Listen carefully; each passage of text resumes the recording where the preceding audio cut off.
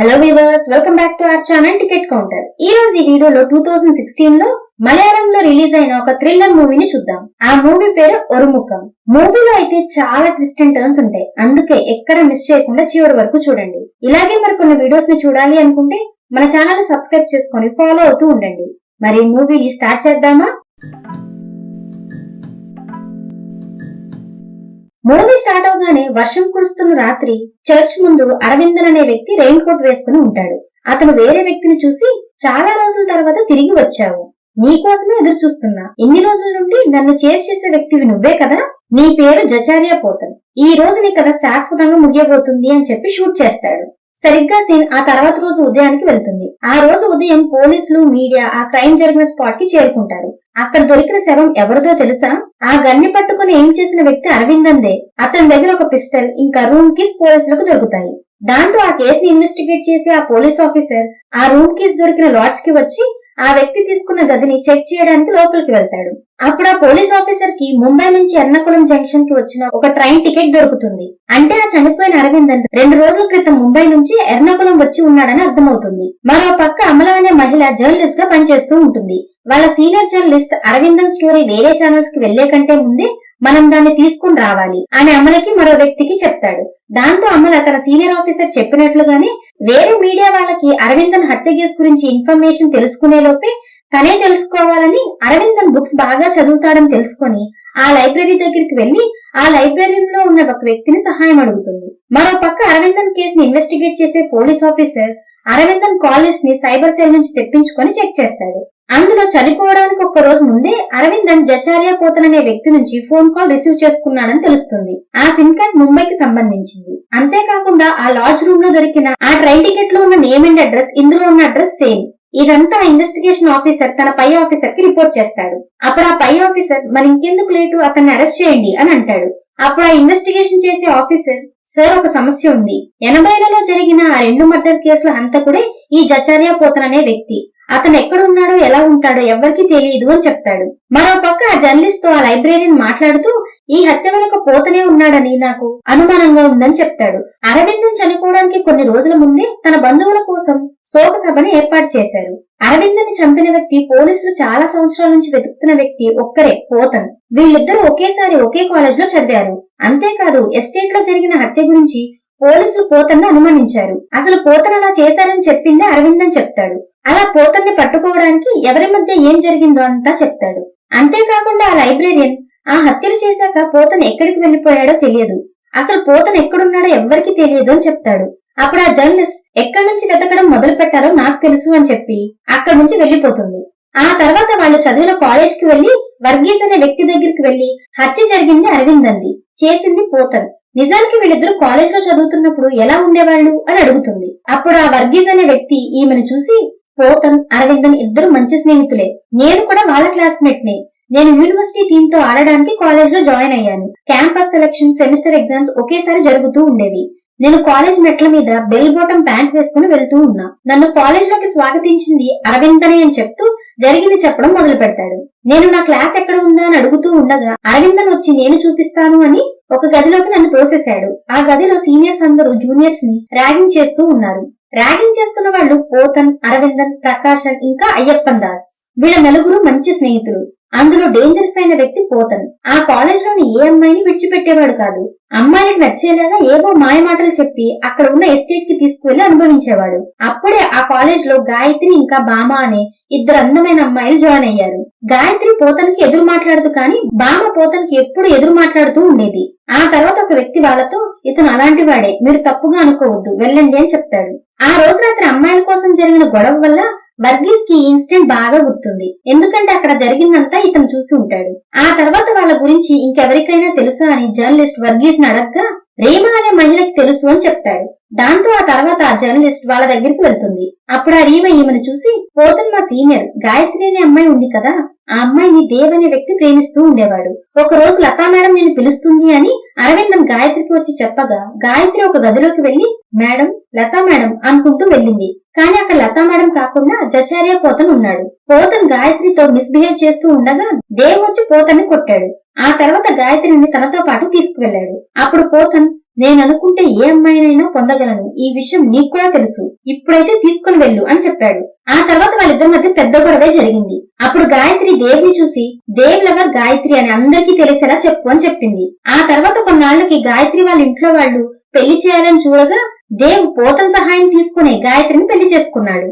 కానీ వాళ్ళ మొదటి రాత్రి రోజే పోతన్ దేవ్ మీద పగ తీర్చుకోవాలనే కోపంతో దేవ్ని చంపేశాడు.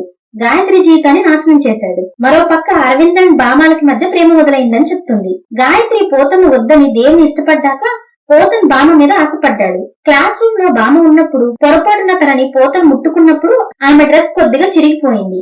అందరూ పోతన్ ఆమెతో తప్పుగా నడుచుకున్నారని అనుకుంటారు. బామ ఏడుస్తూ ఉంటుంది. అప్పుడు గాయత్రి బామని సమాధానపరుస్తుంది. ఇప్పుడు బామ గురించి ఎందుకు చెప్పానో అర్థమవుతుందా? ఎందుకంటే అరవిందన్ బామని పెళ్లి చేసుకున్నాడు. ఏ విధంగా అయితే గాయత్రి నో చెప్పినందువల్ల ఎస్టేట్ లో దేవ్ని చంపాడు, అదే విధంగా బామ నో చెప్పినందుకు అరవిందన్ ని చంపాడు పోతన్ అని చెప్తుంది. అంతేకాదు పోతన్ కి లతా టీచర్ కి మధ్య అఫైర్ ఉందని కాలేజ్ లో అనుకుంటూ ఉంటారు. ఆమె చెప్తేనే తప్ప ఎవరు చెప్పినా పోతన్ వినేవాడు కాదు. ఆమెను బైక్ లో ఎక్కించుకుని డ్రాప్ కూడా చేస్తుండేవాడు. ఒకసారి లతా మేడం హస్బెండ్ ని కూడా బాగా కొట్టాడని చెప్తుంది. కానీ ఇంత చేస్తున్న లతా మేడం వద్దని చెప్తే ఆపేసేవాడు. ఈ విధంగా పోతన్ కి లతా మేడం కి మధ్య అఫైర్ ఉందని అందరూ అనుకుంటూ ఉండేవారని చెప్తుంది. వ్యూవర్స్ ఇవన్నీ బాగా గుర్తు పెట్టుకోండి. క్లైమాక్స్ లో వీటిని బేస్ చేసుకుని ఒక పెద్ద ట్విస్ట్ వీల్ అవుతుంది. మరో పక్క పోలీసులు ఈ నలుగురు స్నేహితుల్లో ఒకరైన ప్రకాశం దగ్గరికి వెళ్లి ఎంక్వైరీ చేస్తారు. నిజానికి పోతన్ కి చాలా మందితో అఫైర్ ఉందని అందరూ అనుకుంటూ ఉండేవారు కదా. కానీ ప్రకాశం మాటలు వినండి, అలా ఏం కాదని తెలుస్తుంది. ఒకసారి మేరీ అనే అమ్మాయి ఇంట్లో ఎవ్వరూ లేరని పోతన్ని ఇంటికి పిలిపించింది. కానీ పోతన్ ఏం చేశాడో తెలుసా? భయంతో బయటికి పారిపోయి వచ్చేశాడు. పోతన్ కి ఒకే ఒక అమ్మాయితో తప్ప వేరే ఎవరితో రిలేషన్ లేదు. అదెవరో కాదు, బామ. ఇది నిజమైన లవ్ అని ప్రకాశం ఆ పోలీసుకి చెప్తాడు. దాంతో ఆ పోలీస్ ఆఫీసర్ బామతో మాట్లాడడానికి తన ఇంటికి వెళ్తాడు. అప్పుడు బామ వీళ్ళని చూసి, నేను అరవింద్ తో విడిపోయి 20 సంవత్సరాలైంది, అతని గురించి నన్ను అడగద్దు అని చెప్తుంది. కాలేజ్ లో ఒకరికొకరం తెలుసు అంతే అని చెప్తుంది. కానీ ఆ పోలీస్ ఆఫీసర్ కి బామ ఇంట్లో అప్పుడే కాల్చి పడేసిన సిగరెట్ కనబడుతుంది. దాంతో బామ మీద అనుమానం ఏర్పడుతుంది. మరో పక్క ఆ జర్నలిస్ట్ లతా టీచర్ ఇంటికి వెళ్తుంది. పోతన్ కి ఆమెకి ఉన్న సంబంధం గురించి తెలుసుకోవడానికి అలా చేస్తుంది. నిజానికి లతా మేడం ఇంకా ఆమె హస్బెండ్ చనిపోయి ఉంటారు. దాంతో లతా మేడం డైరీని ఆమె పిల్లలు జర్నలిస్ట్ కి ఇస్తారు. దాంతో అది చదవడం మొదలు పెడుతుంది. అందులో కాలేజ్ లో సందేహించినట్లుగా ఆ టీచర్ కి పోతన్ కి మధ్య ఏం సంబంధం లేదు. పోతన్ ఒక కోపిస్టి. పోతన్ కి పేరెంట్స్ లేకపోవడంతో తన ఆశ్రమంలో ఉండేవాడు. అందువల్ల ఎలా ఉండాలి, ఎలా బిహేవ్ చేయాలని లతా మేడం గైడ్ చేస్తూ ఉండేవారు. అంతే తప్ప వారి మధ్య ఎటువంటి అక్రమ సంబంధం లేదు. కేవలం ఆ టీచర్ మీద రెస్పెక్ట్ మాత్రమే ఉండేది. ఎవరు చెప్పినా వినని పోతన్ ఆ టీచర్ చెప్తే వినేవాడు. అందువల్లే రోజు ఇంటి నుంచి పికప్ చేసుకుని కాలేజ్ లో డ్రాప్ చేస్తూ ఉండేవాడు. ఒక రోజు పోతన్ బెస్ట్ ఫ్రెండ్ అయినటువంటి అయ్యప్పన్ దాస్ వాళ్ళ నాన్నకి హెల్త్ బాగాలేదని వాళ్ళ దగ్గర డబ్బు లేకపోవడంతో పోతన్ తన బంగారాన్ని అమ్మి మరీ ఆ డబ్బుతోనే అతన్ని కాపాడుతాడు. ఒకసారి లతా మేడం హస్బెండ్ కి కాలు ఫ్రాక్చర్ అయినప్పుడు పోతనే పక్క నుండి ఆయనకు సహాయం చేశాడు. దాంతో మేడం పోతన్ ని చూసి కాలేజ్ లో చెప్పినవి మైండ్ కి ఎక్కించుకుని చదువులో కాన్సన్ట్రేట్ చేయమని లతా మేడం పోతన్ కి చెప్పింది. అప్పటి నుంచి పోతన్ స్టడీస్ మీద చాలా కాన్సన్ట్రేట్ చేసేవాడు. ఇదంతా ఆ లతా మేడం డైరీలో రాసుకుని ఉంటుంది. ఇదంతా చదివిన జర్నలిస్ట్ కి మరి ఇంత మంచివాడైన పోతన్ ఆ ఎస్టేట్ లో మొదటి రాత్రి రోజు దేవ్ని గాయత్రిని ఎందుకు చంపాడు అని అనుమానం వస్తుంది. దాంతో పోతన్ బెస్ట్ ఫ్రెండ్ అయినటువంటి అయ్యప్పన్ దాస్ ఇంటికి వెళ్లి పోతన్ జీవితంలో ఏం జరిగింది, వాళ్ళిద్దరిని ఎందుకు చంపాడు అని అడుగుతుంది. నిజానికి వన్ సైడ్ లవ్ చేస్తున్న పోతన్ ని బామ కూడా ప్రేమించడం మొదలు పెడుతుంది. ఆ రోజు క్లాస్ రూమ్ లో బామ పోతన్ తప్పుగా బిహేవ్ చేశాడని చూపించారు కదా. నిజానికి అక్కడ ఏం జరిగిందో తెలుసా? వాళ్ళిద్దరూ క్లాస్ రూమ్ లో మనసు విప్పి మాట్లాడుకుంటూ ఉండగా జాలీగా ఉన్నప్పుడు పొరపాటున పోతన్ బామ బ్లౌజ్ మీద క్యాజువల్ గా చేయవేస్తాడు. దాంతో ఆ బ్లౌజ్ పీస్ కొంచెం చురుగుతుంది. దాన్ని తప్పుగా ఊహించుకుని పోతన్ని తప్పుగా ఫ్రేమ్ చేసి ఉంటారు. ఇదంతా ఆ జర్నలిస్ట్ కి చెప్పిన తర్వాత అయ్యప్పన్ దాస్ పోతన్ మంచివాడు అని పదే పదే చెప్తాడు. దాంతో ఆ జర్నలిస్ట్ ప్రకాశం దగ్గరికి వస్తుంది. ఆ రోజు రాత్రి ఆ ఎస్టేట్ లో ఏం జరిగింది అని అడగగా ప్రకాశం జరిగింది చెప్పడం మొదలు పెడతాడు. దేవ్ ఇంకా గాయత్రి ప్రేమ విషయం ఇంట్లో తెలిసిపోవడంతో మేము నలుగురం కలిసి వాళ్ళిద్దరికి పెళ్లి జరిపించాము. వాళ్ళ మొదటి రాత్రి రోజు అక్కడ ఉండకూడదని పోతన్ బామని వాళ్ళ ఇంటి దగ్గర దిగబెట్టడానికి వెళ్లాడు. దేవ్ ఇంకా గాయత్రి గదిలోకి వెళ్లారు.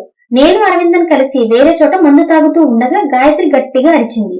దాంతో మేము అక్కడికి వెళ్లి చూసేసరికి అడవిలో నుంచి ఎవరో మమ్మల్ని గమనిస్తున్నారు, నాకు భయం వేసిందని చెప్పింది. దాంతో దేవ్ని గాయత్రిని అక్కడే ఉండమని చెప్పి మేము అసలు అక్కడ ఎవరు ఉన్నారా అని ఎస్టేట్ చుట్టుపక్కల చెక్ చేయడానికి వెళ్ళాను. సరిగ్గా అప్పుడే ఎవరో నా తల మీద గట్టిగా కొట్టారు. నేను స్పృహ కోల్పోయాను. నాకు స్పృహ వచ్చి చూసేసరికి ఎస్టేట్ లో దేవ్ ఇంకా గాయత్రి చనిపోయి కనిపించారు. అప్పుడు పోలీసులు అక్కడికి వచ్చి ఆ హత్యలు చేసింది పోతనే అని ఖచ్చితంగా నిర్ధారించారు. దాంతో జర్నలిస్ట్ పోలీసుల్ని కలిసి తను గ్యాదర్ చేసిన ఇన్ఫర్మేషన్ మొత్తాన్ని క్రాస్ చెక్ చేసుకుంటుంది. మరో పక్క అయ్యప్పన్ దాస్ రోడ్ మీద వెళ్తూ ఉండగా ఎవరో వెనుక నుంచి ఫాలో అవుతూ ఉంటారు. అప్పుడు వర్షం కూడా పడుతూ ఉంటుంది. ఎవరాన్ని తిరిగి చూసేసరికి రెయిన్ కోట్ వేసుకుని ఒక వ్యక్తి నిలబడి ఉంటాడు. అతను ఎవరో కాదు, ప్రకాశనే. ప్రకాశన్ అయ్యప్పన్ దాస్ ని చంపేసి ఉంటాడు అని అనుకుంటే ఆ తర్వాత రోజు ఉదయం అక్కడ దొరికిన శవం ఎవరిదో కాదు, ప్రకాశందే దొరికింది. దాంతో ఆ కేసుని ఆ పోలీస్ ఆఫీసర్ నుంచి తీసుకుని మరో పోలీస్ ఆఫీసర్ కి అప్పచెప్తారు. ఆ తర్వాత జర్నలిస్ట్ చివరిగా పోతన్ గురించి ఆర్టికల్ ని రాసి తన సీనియర్ కి ఇస్తుంది. ఆ తర్వాత సీన్ లో బామ చర్చికి వస్తుంది. అక్కడే అయ్యప్పన్ దాస్ కనిపిస్తాడు. బామ అయ్యప్పన్ దాస్ ని చూసి, అసలు పోతన్ ఎక్కడ ఉన్నాడు? ఇష్టం లేకున్నా అరవిందంతో నాకు పెళ్లి చేశారు. 20 సంవత్సరాల నుంచి నేను దూరంగానే ఉన్నానని చెప్తుంది. అప్పుడు అయ్యప్పన్ దాస్ నిజంగా ఆ రోజు జరిగిన నిజాలన్నీ బామకు చెప్తాడు. ఆ రోజు పోతన్ నిన్ను ఇంటి దగ్గర దింపడానికి వెళ్ళాడు కదా, నిన్ను దింపి తిరిగి వచ్చేటప్పుడు బాగా వర్షం పడుతూ ఉంది.